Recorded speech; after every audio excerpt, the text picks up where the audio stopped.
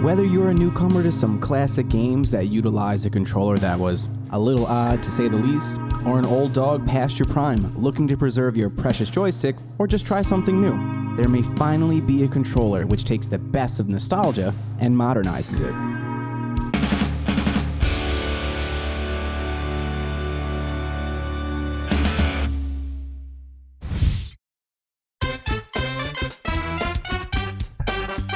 The Brawler 64, made by Retro Fighters, was debuted after a very successful Kickstarter campaign, and for good reason.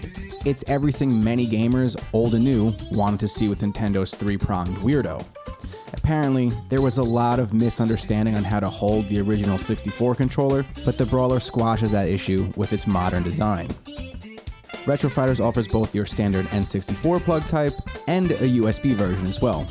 Both controllers virtually the same, except the Brawler USB doesn't have a back port. I can't do it! However, the Brawler 64 gladly accepts all your junky accessories and works flawlessly. Retro Fighters also released a line inspired by Nintendo's fantastic controllers. They're pretty sick, and I own none of them. How does the original look and feel?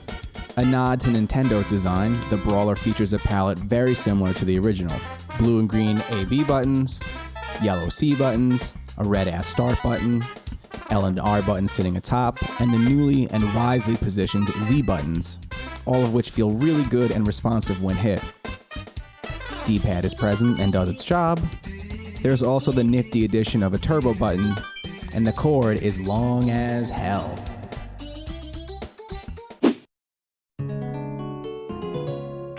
I'm sure a big concern many have is the joystick. Let me tell you, it is teats. Is it your original N64 joystick? No, but that's what makes it different and in my opinion, better. It's not going to be prone to that flaccid fate that all 64 controllers face when you use them more than one time. This is gonna last you all night, baby. So let's get down to the brass tacks. How does it perform on real hardware? Viewing this incredibly in-sync, non-practice Mario 64 video, the response of the buttons and joystick on the Brawler are similar to that of the original. They don't necessarily feel the same, but that's the point. Remove the nostalgia and welcome yourself to the 21st century. Granted, you're playing a 25-year-old system. So let's plug it into our computer to try some, borrowed video games. Just like the original hardware, it works great. It's super user-friendly as it's essentially plug and play. You could utilize the Brawler USB to revisit 8 and 16-bit games. Just be sure to remap the buttons if you don't want to be butt right out of the gate.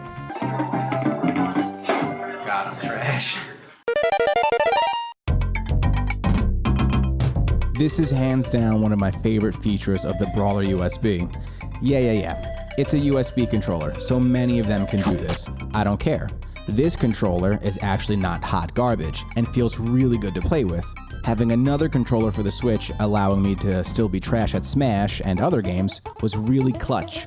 Again, definitely remap the buttons because the sees this as a pro controller. You will continue to be butt at games if you don't. For the build and price point, there's just too much good about this controller. Atop of its solid design and feel, it's a great conversation and table piece in your virgin game room. But most importantly, the company and their employees are some of the best individuals I've encountered. Trust me, it's a company you want to stick with because of how loyal they are to their patrons. I really recommend you purchase this if you are at all curious. It's worth it. And I know you wanted to play all 6 of those good games on Nintendo 64. And here's your reason. Seriously, at the end of the day, it's just a sick controller that is actually worth your time and money. Until next time, and there will be a next time, JR is out.